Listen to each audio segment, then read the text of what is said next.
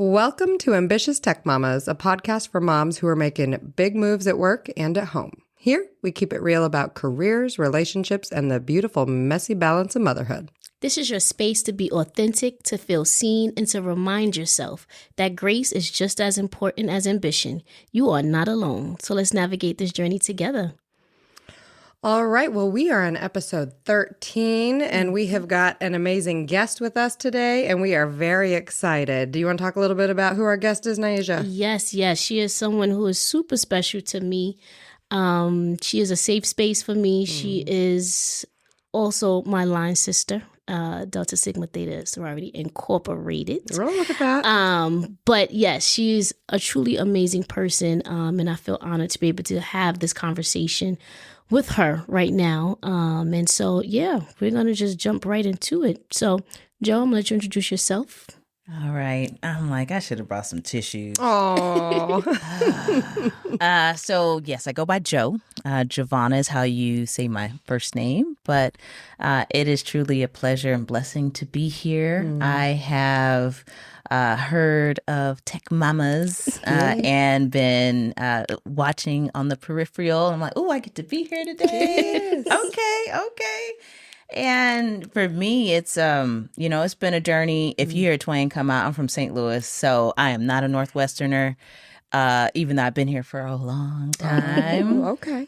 I haven't converted, but I enjoy the Northwest. I just got remarried and enjoying life.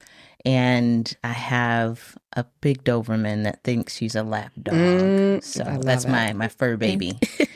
And I also have some bonus children, grandchildren. So we'll get into all that.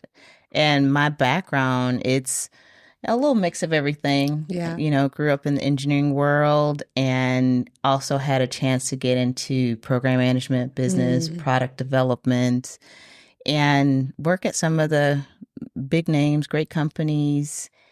And that was great.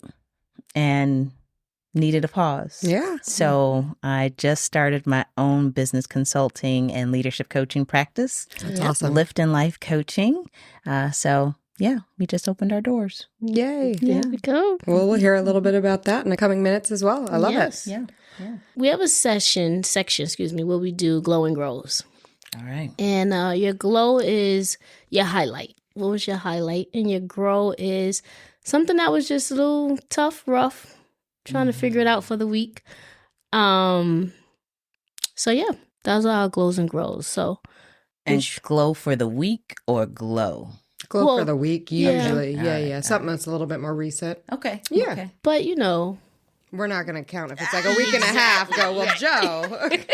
I'm like, well, literally, it's the glow part is went live about a week and a half ago with the Wow. business. Okay. And that for me, getting out and marketing, that's my uncomfortable space, but I'm glowing in it. I'm excited to tell people, what does it look like to be a holistic leader and to dive deeper into how do you run your business in a way that it's scalable and that you can go beyond just your startup space. Yeah. And making sure you have a business plan and you're looking at your processes. And some people are like, processes? I'm like, oh, whatever you want to call them. Something to help you get into that sustained rhythm to go beyond one project or one trick, right? So that is the glow, the latest glow. Okay. The other glow, we'll get into it. We actually just had a successful egg retrieval. Oh, that's so exciting. Yeah. So that's been a big couple weeks. Yeah. It's like I definitely am just in a different space, less stress, and a different rhythm in life overall that to have multiple glows going on, and I recognize it. Yeah. It's happening. I'm like, oh yeah, that's a glow. Okay. But yeah, we had the 6 IVF for me, but this one has been the most eggs we've gotten, the most eggs to be fertilized. So you go through the whole quality of egg check, and then the most embryos, and then the most embryos frozen so far. So congrats. That's exciting. Yeah. Yes. So I was just like, okay, all right. That's a huge milestone. That is huge. I don't think we'll have any glows that top that, but Nope. we'll still share. But I don't think we'll have glows that top that. Oh, and then grow. Oh, so not gonna lie, it's since I left my normal rhythm. Yeah. or And how long traditional- ago was that again? Remind us. What's today's date? 16th. Nah. 4 weeks ago. Oh, okay. So it's still Fresh. very fresh. Still fresh. Very fresh. Okay. I guess technically 2 weeks ago, but yeah, it's still fresh. But the rhythm, you get so used to. I was working pretty much full time out of high school, like in engineering, and it was great. Okay. But to be in that rhythm for X amount of years, A while. it takes a toll on you, and you don't even realize it. And I think that's the part for me of I'm used to getting stuff done, making sure, okay, what's the agenda? Okay, we're still connecting back to our overall strategy. What's our goals for the year? And I'm like, oh, wait, I don't have to get up and go to 7 to 7 or 6 to 7, whatever, crazy hours. Yeah. Because they were long days. And to not have that rhythm, it's like, ooh, let me call my therapist. Oh, fine. I'm like, I love that you are self-aware to know, you know what, this is a moment. I'm going to need somebody right now. I love that. No, my therapist, shout out Katie, I love you. I think it's an important space that we have to understand, like, what's our rhythms for that season. And does not mean that defines us. Yeah. That doesn't mean that's who we are and that's all we are. No. And that's the grow part that it's a daily, one moment at a time, and important that we think through, all right, there is life after. Yes. There's so much more after. And so taking the time to breathe, like, okay, all right, we can do that. Nice. That's an awesome girl. I love that. That was, mic There's a lot drop. in there. Yeah, there's a lot in there. How are we supposed to go now? All right, Niaja, you're up. Okay, so similarly, like we spoke about last episode, my husband and I are starting a marriage enrichment business. And our glow this week was the same. I too am not good with the marketing, asking for help, and so we actually started to put content out, and so he's a communications professional by trade. And so I'm like, okay, what's the plan, And so we have a plan, and, it was like, okay, it's time to start executing. It's still walking in that faith versus fear sort of space. And it's like, okay, I got this, but, what if, And so like I've been saying, this has been a major leap of faith, and we just put it out. And like this morning, our daughter was like, wow, you had 1,000 people view it. And I was like, that's a lot, and it's just going to show that this purpose work that we were tasked with is what we're supposed to be doing. And so for me, that was a glow in terms of that reaffirmation. And then that when we put it out, it actually is generating positive return. So that was a glow. The grow, so I did have a grow in mind, but then, Joe, when you started speaking, I think it kind of shifted a little bit. Yeah. I think you called or you touched on something that I think I don't even realize sometimes. It's that go, go, go, and I think part of my grow is needing to identify when it's time to step away from things, when it's time to recenter. Because anything that I give myself to, I give all of myself. And whether it's a passion or not, it still is taking away from me. Yeah. I told Kwame on Monday, Kwame's the husband, for those that don't remember, that I was going to take a bath. I was going to watch my show. And it is now Thursday. I mean, I've been showering every day. But I was like, do we need to specify? I'm glad we specified. But the whole idea of like taking a bath to relax and like just... everything else is okay. That part I haven't done. And so I think my grow is to really be a little bit more intentional about that self-care because I feel it. And, yeah, I don't want to look back and be like, dang, I should have. I never took that bath 5 years later. Yeah, You right. don't want to be in that exactly. spot. No, I got all the stuff and the bubbles. I like a lot of bubbles. But I'm like, wait, this stuff is just sitting here, and it's in the way because I have other stuff I need to buy and put in the cabinet. But yes, There's some details there. Yeah, I like it. I like it. What about you? So many different things. I will say glow, which we'll post probably before this episode releases, is that today my husband and I have been together 20 years, which is a long time. We were babies when we first got together. I posted a picture on another site. When we first got together, we looked different. Like just putting that out there that we looked very different. And we had those, just painting the visual. If you remember those bright, like colored backgrounds that you go to back then. And I had like a short little denim skirt. And I was like, geez, look at what we're wearing right here. Anyways, besides that, it was a good forcing function to reflect on what has the 20 years been like. And so much happens in 20 years. That is a long freaking time. But we have a life together. We have 2 beautiful babies. We are married, all the things. But geez, a lot in 20 years. So I'm going to do it as a glow. Yeah, also a grow to reflect too, because there's a lot there. But yeah, I'm going to do it as a glow. I will say grow. On last episode, I mentioned I've been waking up at 5 a.m. I don't know why. It is not fun. And you couple that with really busy days. Like I just cannot catch up for the life of me on my to-do list. And that's both the personal to-do list, because I'm trying to do all the things like Supermom, like volunteer at the library, do the PTA, be an assistant coach with cheer, all of those. And then also work. Like I still have work. I get paid to do my job. And so just I cannot breathe in terms of catching my breath, I guess you could say, because I have so much to do. Now, I will say cheer is ending in 2 weeks. So I'm hoping that that's at least a milestone to give a little bit of time back. But that's my grow, is I've got to breathe at some point. Yeah. I have a question. What are Is you it on doing at cheer? the library? No, we already know cheers a lot. What are you volunteering at the library? Okay, I will I didn't say know that was an option. it's an option for us. I love it because it's only a 45-minute commitment. Okay. Which is not very long, and you get to see all the little kids that your child is talking about, and you get to see your child. So I only volunteer when it's my kids' time at the library. Okay. I'm not going just to be around the books. Let's be clear. No. Okay. I only do it when my kid has library. No, God. Oh, it's Nothing at the against school. librarians. Sorry. Just so we're clear. This took a weird turn. But, yeah, sorry, at the kids' school. Okay. I am not going to a random library. Oh, that would be nice. Ooh, I don't have time for that. No, at the kids' school.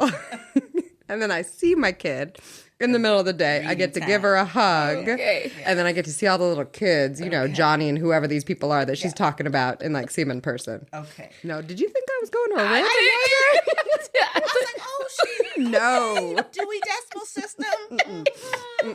No. Although they still use the Dewey Decimal System. Something still No, the same. I thought you was going to like the public library. I was like, the library? I will take that off your list for you. Like, tell you no more the library. No, so at the kids' school, just so we are clear, goodness gracious. Again, nothing wrong with librarians, though. We all have purposes, we all have jobs, and we all volunteer. Yes. But yeah, no, mine, no, it's with the kid. Okay. Because she gives me, I love it. I will say, I am willing to do the 45 minutes for the second she turns the corner, my 6-year-old, and sees her mama said she would come. Her mama is here. She runs up and gives me a hug in the middle of a school day, which is not normally where she sees me. Exactly. That is the exact reason I do it. There you go. Not some random library where I'm working with books. Right. Because someone else could come and hug you. You'd be like, no, I didn't want that hug. That's a whole nother weird story. You going to Seattle Library? Probably could happen. Well, that was not the topic that we were going for, although we spent a good amount of time. But we like to have fun, as folks are aware. Yes. But Joe, back to you, because that was a really long time on a topic that we did not anticipate. Love it. You mentioned so many things in your intro, so many things that, geez, we could probably spend hours just talking with you. But one was your glow. If you don't mind sharing a little bit, you said 6 IVF? Like what has that been like? What were surprises and anything that you would offer in terms of just sharing your journey for other moms that might be going through the same thing? Because that's our big premise is you are never alone when you listen to our podcast. Yeah. And so if you don't mind sharing as much as you can, we'd love to just hear about it. Yeah, no, I don't mind. And, keep me time and feel free to pop in with questions. I my nurse had to remind me, oh yeah, this is number 6. I said, oh, for real? Oh, just because the journey has been so long. Sure. And mixed in between there's been some in between, I call them stutter stops, where it's removing fibroids or removing scar tissue out of fallopian tubes. Sure. And so it's just like, okay. And, there's a few things I have to weave in here that my sister knows. And, the journey wasn't easy. What I will say is, find who your people are, that you trust whomever your medical team is, that they have good partnerships with a nutritionist, good therapy, because when you think you're in it alone, it's very isolating and it's not a safe space for you or your partner or family or community or whoever you're walking through with this. Yeah. It is very, very, very important. That is the one ask that I put out there. The big piece I would say is be open to education, like learning about all the things of not only your body, but the data. They're going to throw a lot of data at you, a lot of numbers. Don't let it scare you. It's more of, okay, here are some facts. Okay, got it. I may be that 10% or in that 5% tile, whatever. It's okay. Yeah. Don't let that stop you from moving in the direction you feel being led to go with your medical team. For myself, it was, let's see, I was 30 something. Let's see, what am I? 43 now? I had to think. So I was in my second marriage, and I didn't realize in my practice marriage. I like that. Yeah.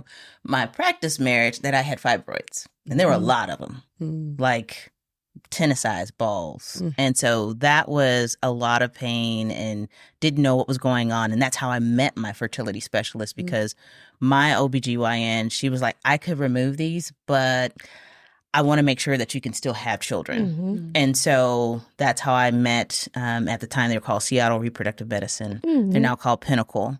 And they were a godsend, because they were like, oh, wait a minute, you're an engineer? Fine. We're not going to talk down to you. We're going to give you all the data. Because I was like, you can hold my hand, but I'd rather have the data. And they're going to meet you wherever you are. I love that. And that's one thing. If you find a group that's going to be passive or not really explain a lot to you, they may not be the group for you. And so I needed to understand, like, what was my recovery time from fibroids, and then when can we start going down the path of IVF, and what's the difference between IVF versus just getting some support of fertilizing eggs or retrieving eggs, or like, what are all the steps? Yeah. And so the first 4 were the full, I'll call them IVF sessions, where went straight from starting the fertility injections, which hormones injected into your body. I commend any woman that's in perimenopause, premenopause, whatever you want to call, all the menopause. Yeah. Because it's a lot of the symptoms, and the doctor was like, you're going to feel like all these things that they have listed, but it's injecting hormones in a way that really stimulates your body. Yeah. Good, bad, ugly, different, all the things in between. And everybody is different. And my body reacted differently every single time. Now, the formula, we had to dial it in, as we call it. By the time we got to the 3rd one, we were pretty much dialed in. But my body reacted differently every time, because I was different every single time. My body was in a different space. And so that's why they do say it is really important to have a reduced amount of stress as much as possible, which I was in a high executive role doing automation. No stress at all. No stress. What? Let's build some drones. Oh, let's build some robots that can pick stuff. Let's build an airplane. All the things. And I think for me, trying to balance that, and we'll get into that, was a journey, but it created a pocket of stress. And with my husband at the time, we had our own stress happening, which it kept building. Each IVF, it kept building. And that was a challenge in itself. And so by the grace of God, honestly, I was able to find the rhythm I needed to walk through with my therapist, to walk through with my nutritionist, and to find some sisterhood and connections that allowed me to just breathe. Yeah.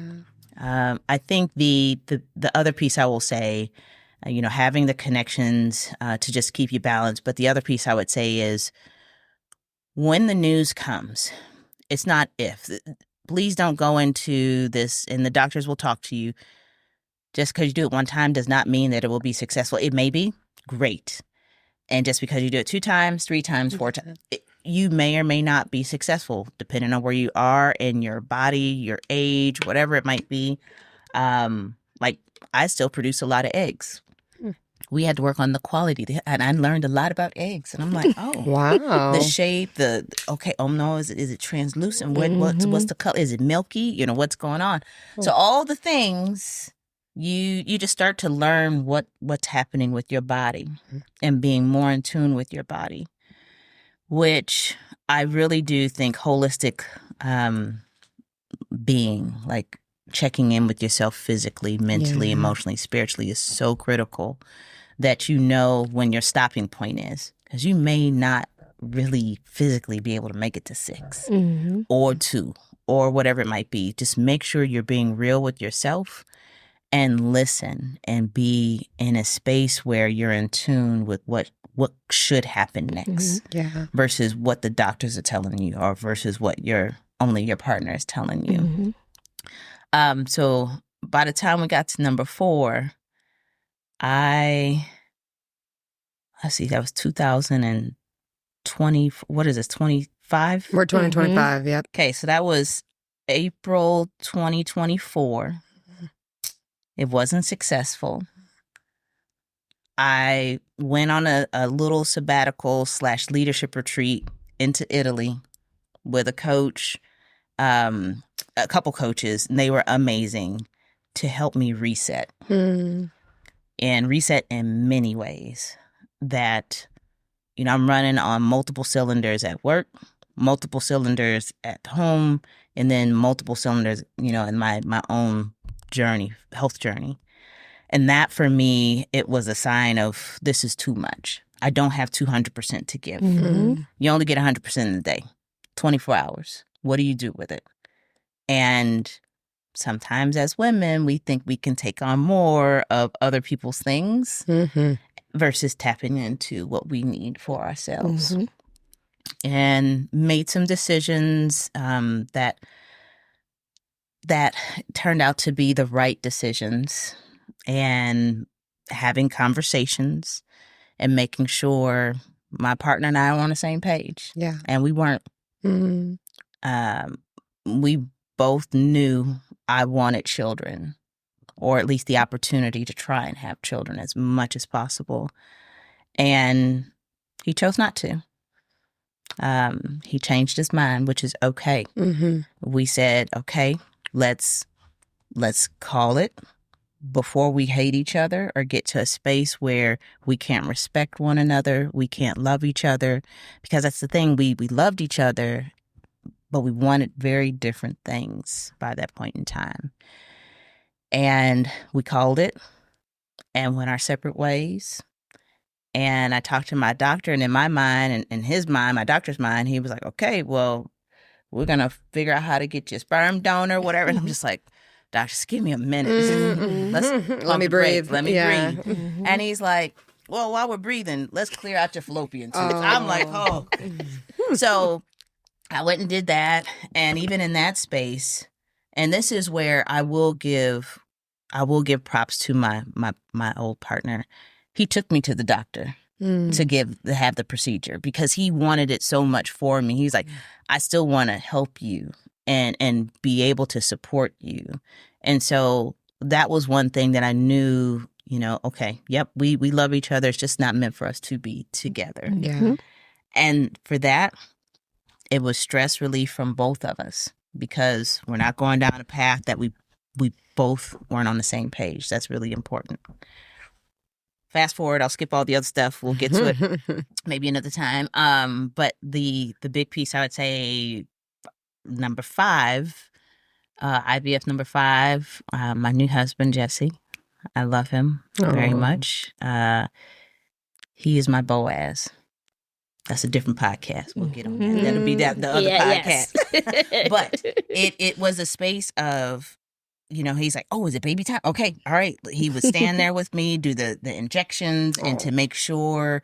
He's like, I can't do the injection. Do you want me to? I was like, no. I don't need you to pass out on the floor. I don't. Oh, I funny. just need you to stand here and be supportive. That's it. Which he was in both times, and so he is a godsend, and I love him for the energy that he brings, and just praying over me, and praying with me, and asking questions with the medical team, and just trying to understand like where he needs to be supportive as much as possible, not only now but in the future. So, like I said, we just finished number 6 literally last week, and so our embryos are frozen right now. Need to go and have a few fibroids removed. Okay. So that's the next step, and then heal up and try to put the embryos back in. So, well, we are sending you every single good vibe that we could ever think of. And thank you for being so honest and just raw about your journey in so many different aspects that I'm hoping help others, again, to remind them that they're not alone. Yeah. One question, if you don't mind, because I think Nyaj and I have also shared, I think in previous episodes, that at least for me, my second one, I struggled. It took over a year. I know you've talked, Nyaj, a little bit. Your body and mind, it's sometimes easier said than done. And I remember the moments of just every time peeing on that damn stick and seeing a negative and just it keeps compounding. Like you keep adding stress to a degree. And you talked about that, I think, retreat or what that was and how important it was for you to prepare your body, your spirit, your mind. What are some tangible things, if you don't mind me asking, that you did? Because like I said, it sounds great, but I remember actually thinking to myself, wait, what do I actually do? Because I'm a bias for action. So I'm like, I got to put it on a list. I got to put it on my calendar. I've got to make time for it. Tell me how to calm my body. Yeah. Right. So like, what are some of those things on how that actually played out for you? And then Nyaj, also, if you have any thoughts on that too.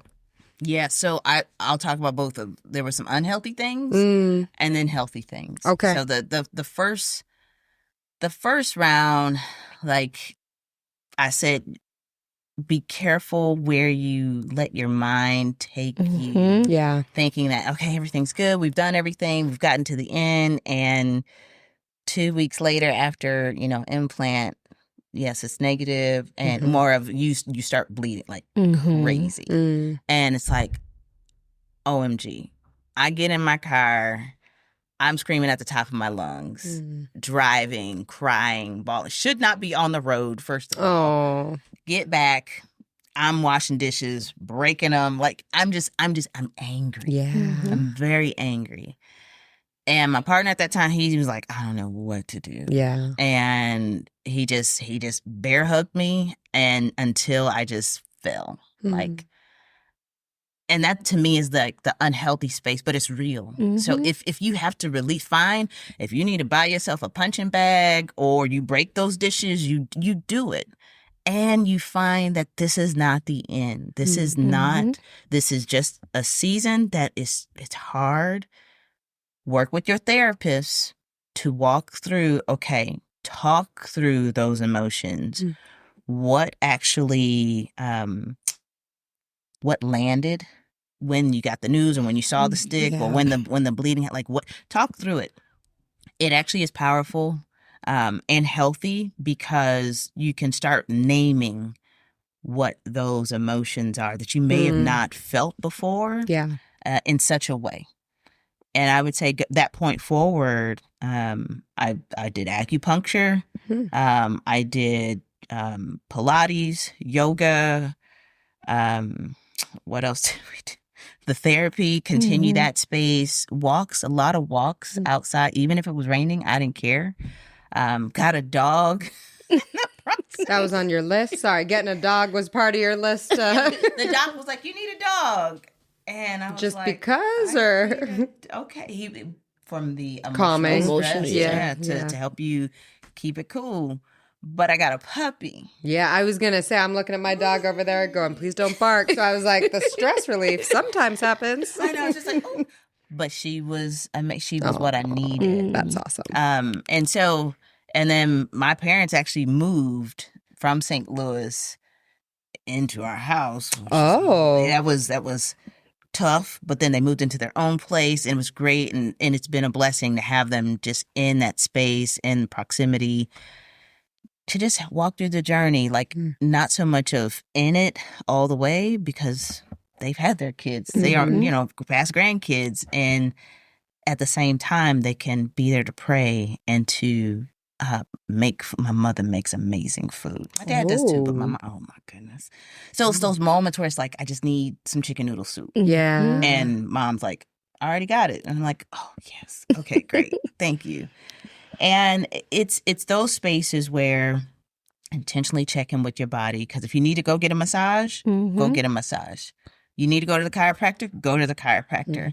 You need to get mani-pedi, go do it. Yeah. Those aren't luxury things. Those are things to actually help you calm yourself, get back into your senses where they're all clicking, and also where your head and heart start to reconnect. And for me, I had to pray and read a lot and read inspirational things that help me not be in a dark place.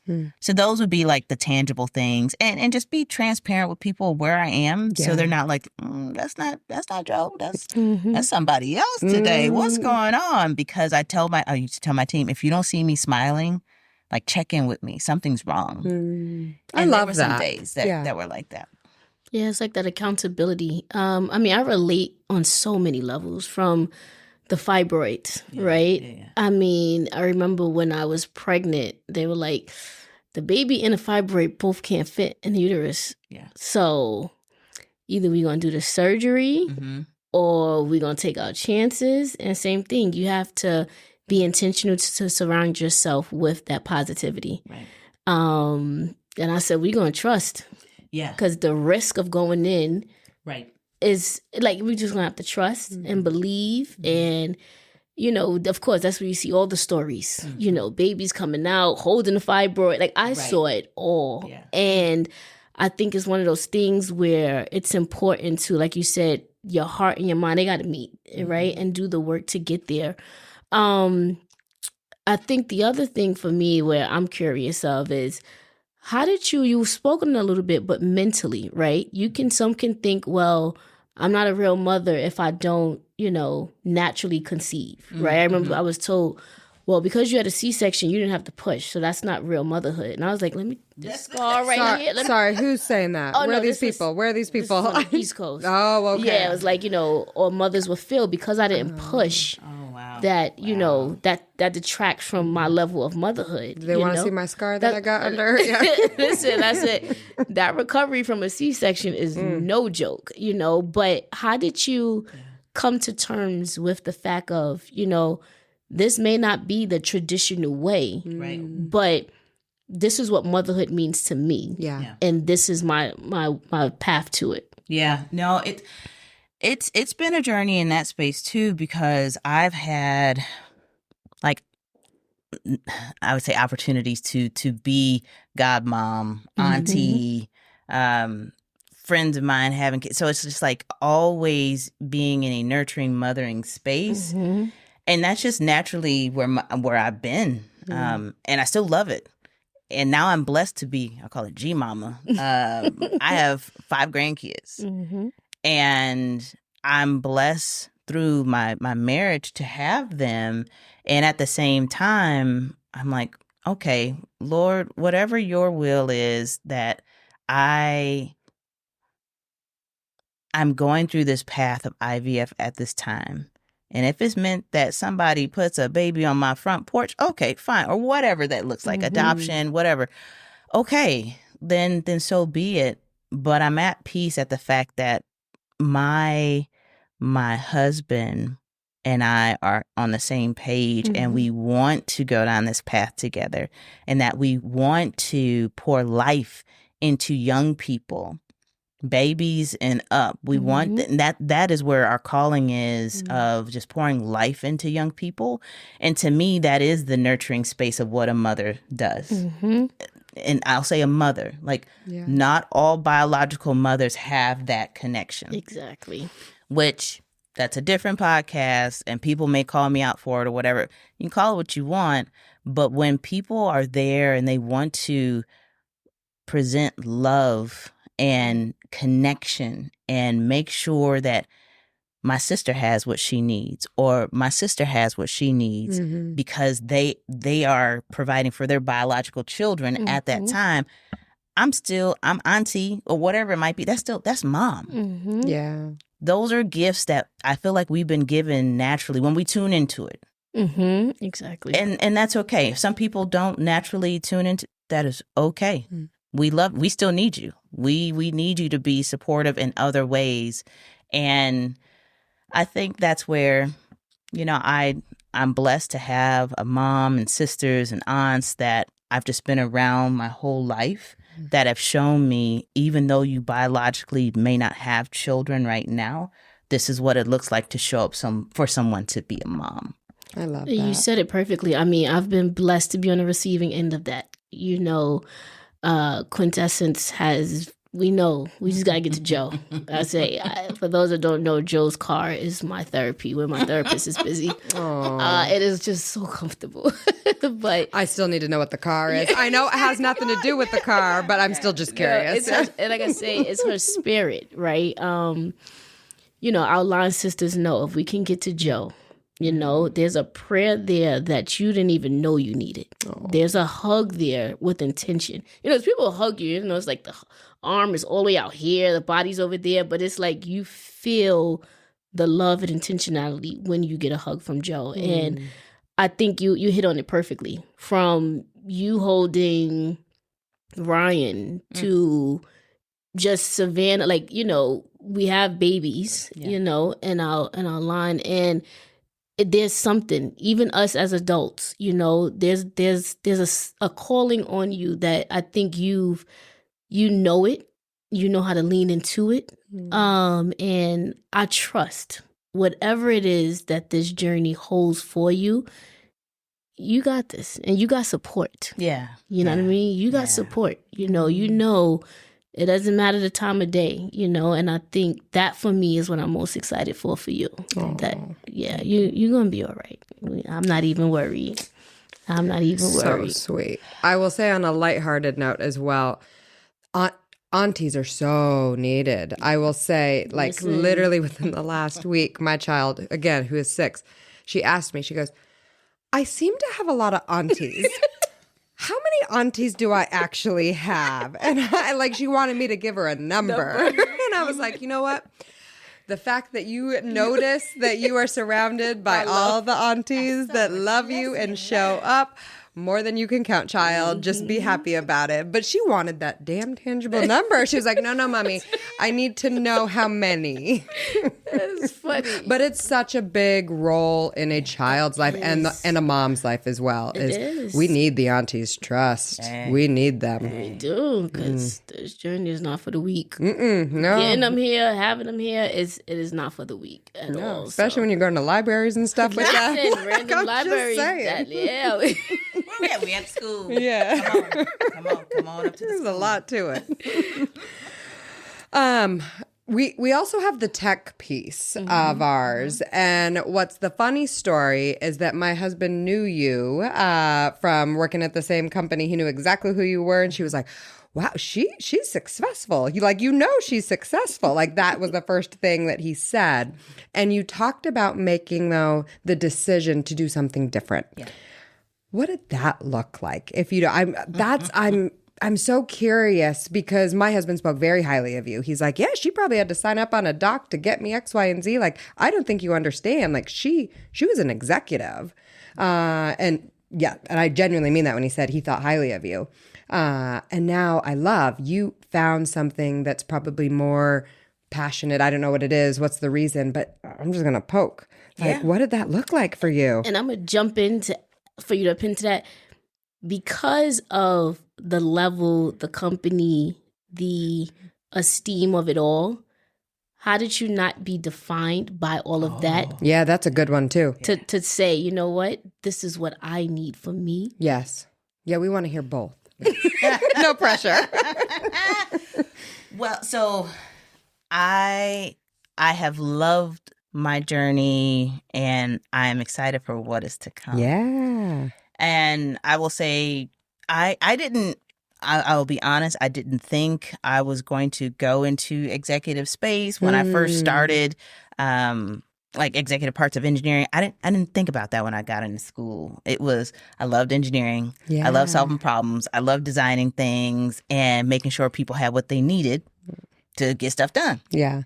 That was like sort of my rhythm and my little nervous energy. And it became apparent as I was working in teams full time, not all leads or managers were equal.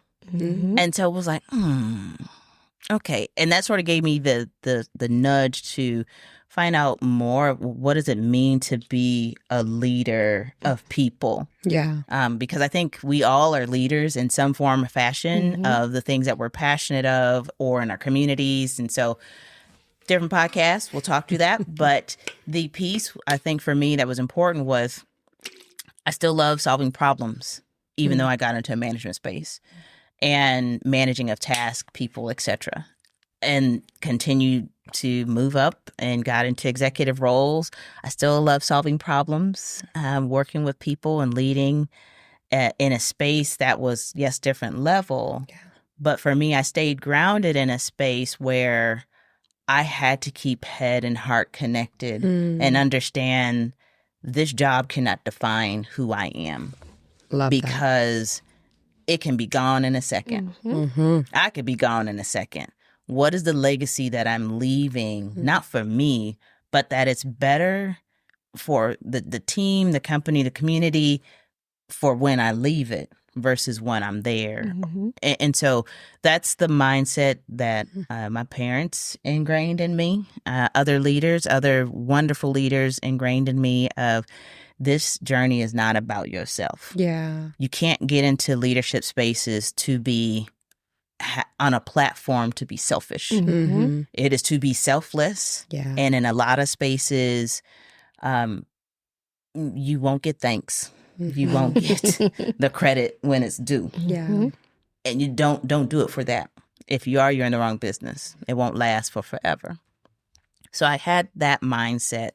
And I think it stuck with me as I was going from, I thought I was going to be a lifer at one company and got a knock on the door for going over to where hubby is. Yeah. And it was a great knock because it was expanding my wings to say I can do more technology and also lead teams in other spaces that's not just hardware, but full systems.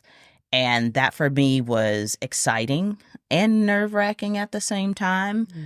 But I knew as a, I'll say, leader in tech, I needed to grow. Yeah. Now, in parallel, my learning about where I was, it was about that time of leaving the one company, coming to the other. I found out I had fibroids. And so before I left, dealt with the fibroids, the first round, big round of them, and then came into a new company and got my footing. But it was probably a year and a half in, started with the first IVF. At that time, I had a good team around me that I grew, got them rolling on their goals and what they needed. And because I was able to get some wins in there with them, they were willing to go to bat for me. So I didn't have to try and, do everything, be all things.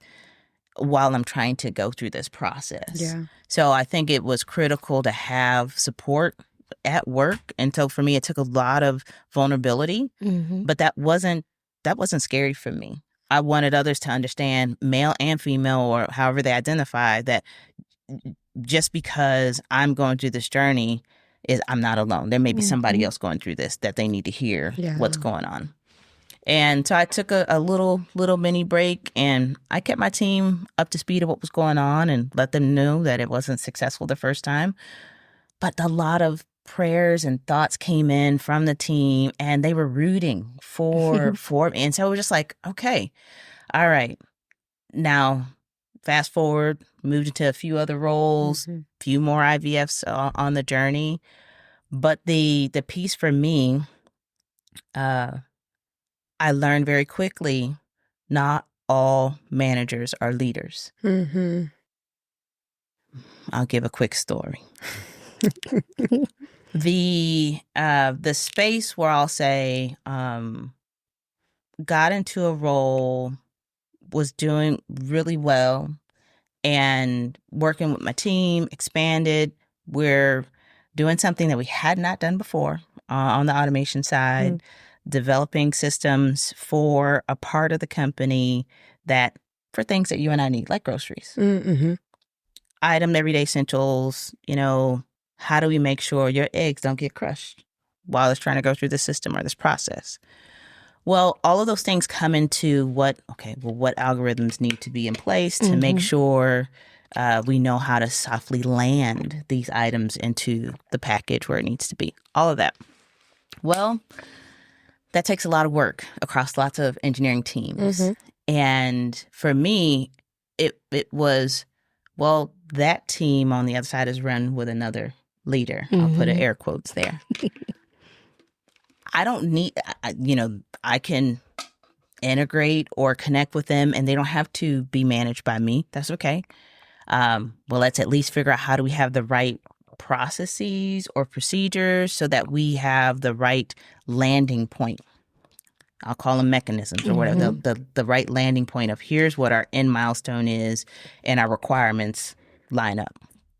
Well, if the manager and I are not seeing eye to eye, or that's not number whatever top priority, then it's not going to get done. Well, that means I don't need my team to fail. And I made the choice to pick up somebody else's work and make sure it got done. Interesting. And to try and manage that team on the side as well, which took a toll on my body. And my leader at that time, he called me out. He's like, why are you doing somebody else's work? And I said, I asked for help and I didn't get help. And he was like, well, who did you? I said, I went to the person. And he was like, and I said, and I came here as well, but maybe I didn't ask directly enough. But I was trying to save face of the other person, the other manager, because that's what you're supposed to do. Yeah.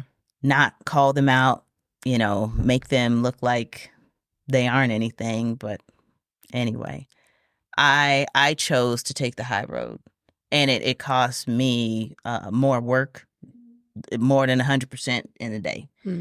And I think that was a lesson learned for me of, okay, before I step into a role, do I have all the resources and tools I need to do what you're asking? And if not, then let me clearly define for you, here's what's needed. And when you do that, if they say, no, we're not going to give you those resources, be willing to walk away. Yeah.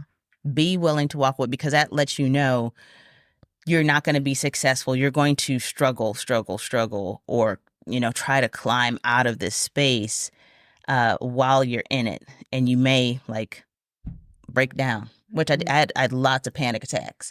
I thought I was having a heart attack.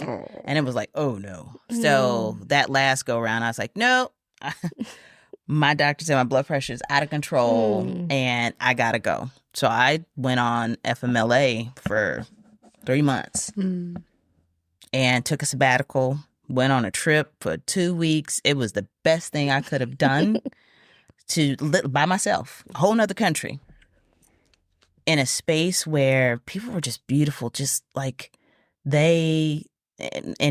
They believed in life, like Yeah. positivity. Come back, different role apparently, and came back, and it was a totally different vibe. And the part for me was, now if there was true leadership in this space, would this have happened? To me, leadership is you're having these conversations that are tough and, giving feedback or whatever it may be to the individual. And you're sharing like, hey, this is what I need to do to reduce costs or whatever it might be. And you be transparent versus you tell your team to be quiet and act like nothing ever happened. And we're just going to give it time to go away. And so for me, I say peace and blessings to that manager because it could have been handled so differently. And I think that, I could harbor, no, I'm not. I hope the best for them and for that team in a way that allows them to continue to grow because they need that. Yeah. Need to be creative. I think for me, it was back to if I don't have the resources and tools that I need to be successful or my team to be successful, I'm going to step back and say no. Good for you. So I stepped back and said, let's pause on this for now because I have not found my people for where I can really thrive in that specific portion of that company. That company as a whole, there's some great people. But that specific organization, I could not thrive.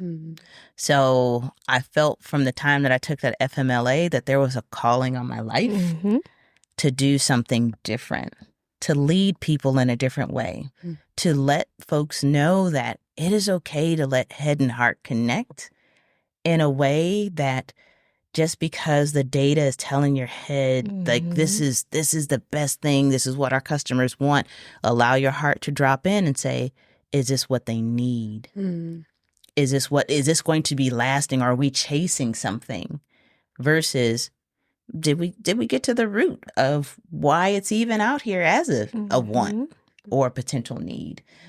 So I think that's where head and heart has to continue to go back and forth to know, yep, this is what the data is telling me. Also, here's what my intuition is telling me as well. And because I'm connected in community and with my customer and with my employees, because I'm just as employee obsessed as I am customer obsessed.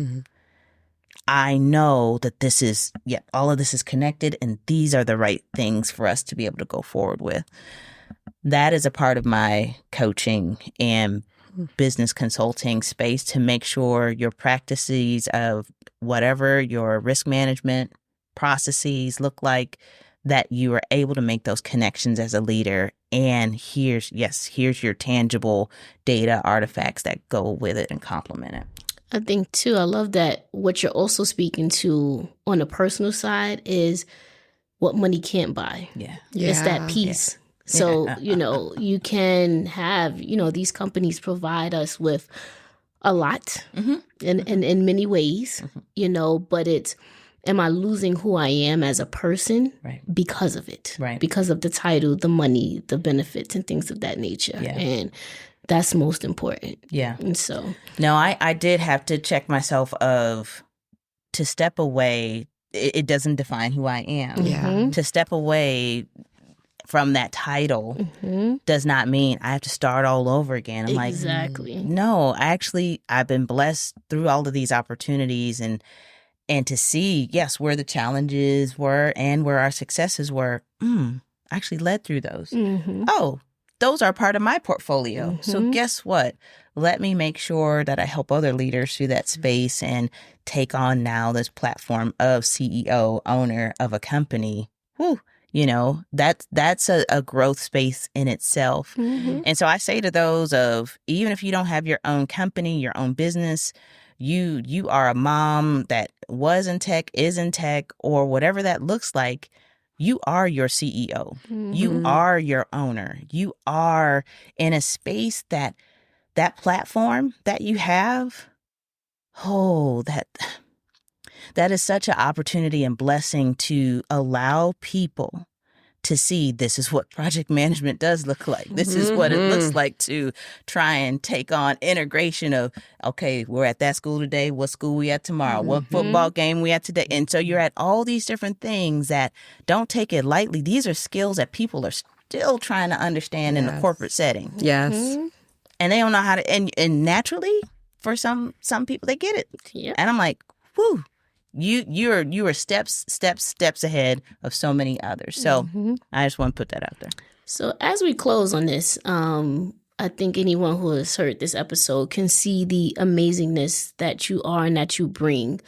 My last question for you is, what do you love about yourself? What makes you special, unique? But what do you love about who you are as a person? Oh.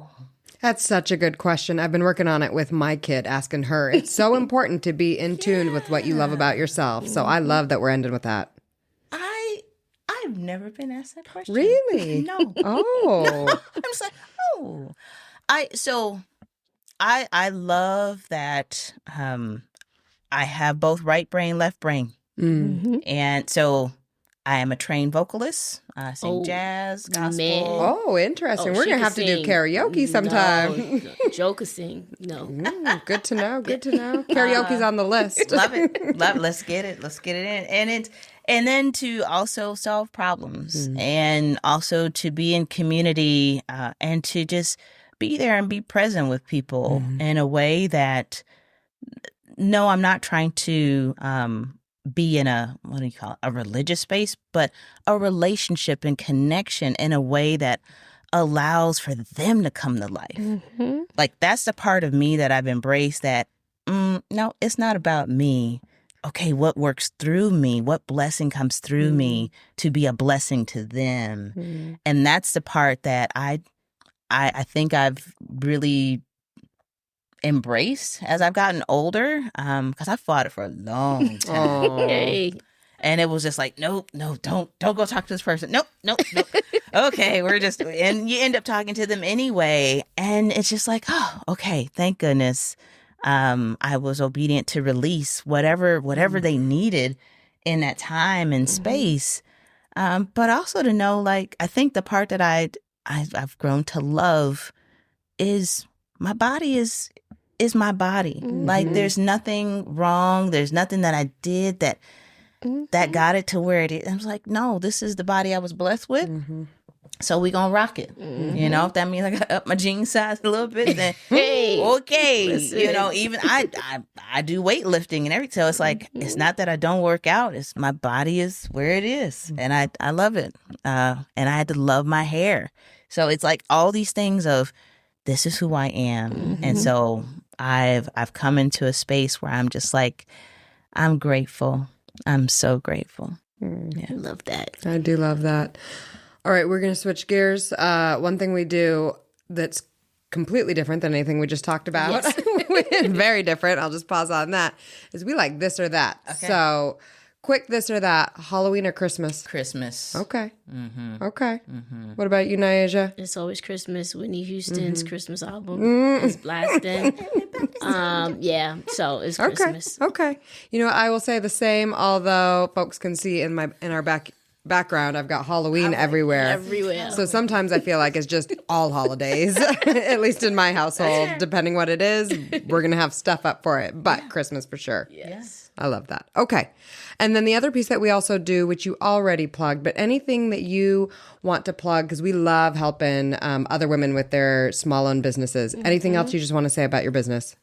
I'm accepting new clients. Okay. So And what's the name of it again? Lift in Life Coaching and Consulting. Okay. So if you are looking for some steps and just a little nudge on what a shift looks like in your own career, your own path, I'd love to have a coaching conversation. And if your company is just getting off the ground, or even if it's mid-size and you're trying to navigate that space, happy to come alongside you there too, and talk through next steps. Awesome. We'll post some links as well on our Instagram. Definitely. Well, this was great. This was life-giving, therapeutic as always. Yeah. So, Like I said, we could sit here for hours. we I feel like could. we're coming up on an hour, believe it or not. But yeah, but we could sit here for hours. Yes. but no, this was great. And so we thank you for giving us some of your time and wisdom. I know many are blessed by it. I have been. And so, yeah. Anything else for you to add? No, just thank you. Like I said, I could sit here all day and just listen and talk and chat. So thank you so much for being here. No, thank you. Appreciate it. Thank you. Well, everyone, as always, thank you for tuning in. Remember, there is no perfect way to do motherhood, career, or anything else. Just your way. Keep showing up, laughing through that chaos, and giving yourself the grace that you deserve. You got this. See ya.